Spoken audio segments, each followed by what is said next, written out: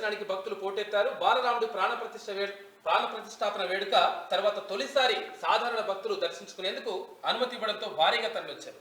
అయితే దీంతో వారిని అదుపు చేయడం సెక్యూరిటీ సిబ్బంది వల్ల కాలేదు. తొలి రోజు ఏకంగా 5 లక్షల మంది దాకా భక్తులు స్వామివారిని దర్శనం చేసుకున్నట్లు సమాచారం. ఇంకా వేలాది మంది రామయ్య దర్శనం కోసం ఎదురు చూస్తున్నారు. ఇక బాలరాముడి విగ్రహానికి బాలకరాముగా నామకరణం చేసిండ్రంట అక్కడున్న పూజారి. పెట్టేసింది బాలకరామ్. రైట్, ఇక అది అయోధ్యకు పోటెత్తుతా ఉన్నారు భక్తులు. ఈ అయోధ్య రాముడు ఎటుపోడు ఆనే ఉంటాడు.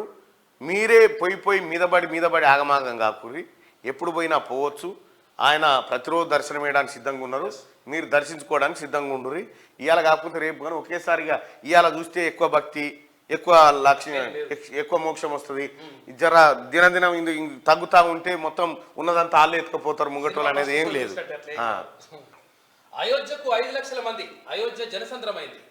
రామయ్య దర్శనానికి భక్తులు పోటెత్తారు. బాలరాముడి ప్రాణ ప్రతిష్టాపన వేడుక తర్వాత తొలిసారి సాధారణ భక్తులు దర్శించుకునేందుకు అనుమతి ఇవ్వడంతో భారీగా తరలివచ్చారు. అయితే దీంతో వారిని అదుపు చేయడం సెక్యూరిటీ సిబ్బంది వల్ల కాలేదు. తొలి రోజు ఏకంగా 5 లక్షల మంది దాకా భక్తులు స్వామివారిని దర్శనం చేసుకున్నట్లు సమాచారం. ఇంకా వేలాది మంది రామయ్య దర్శనం కోసం ఎదురు చూస్తున్నారు.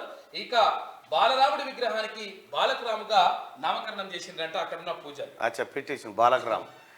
రైట్, ఇక అది అయోధ్యకు పోటెత్తుతా ఉన్నారు భక్తులు. ఈ అయోధ్య రాముడు ఎటుపోడు ఆనే ఉంటాడు. మీరే పోయి మీదబడి ఆగమాగం కాకూరి. ఎప్పుడు పోయినా పోవచ్చు. ఆయన ప్రతిరోజు దర్శనం వేయడానికి సిద్ధంగా ఉన్నారు. మీరు దర్శించుకోవడానికి సిద్ధంగా ఉండుర్రి. ఇవాళ కాకపోతే రేపు కానీ ఒకేసారిగా ఇవాళ చూస్తే ఎక్కువ భక్తి, ఎక్కువ లక్ష్యం, ఎక్కువ మోక్షం వస్తుంది.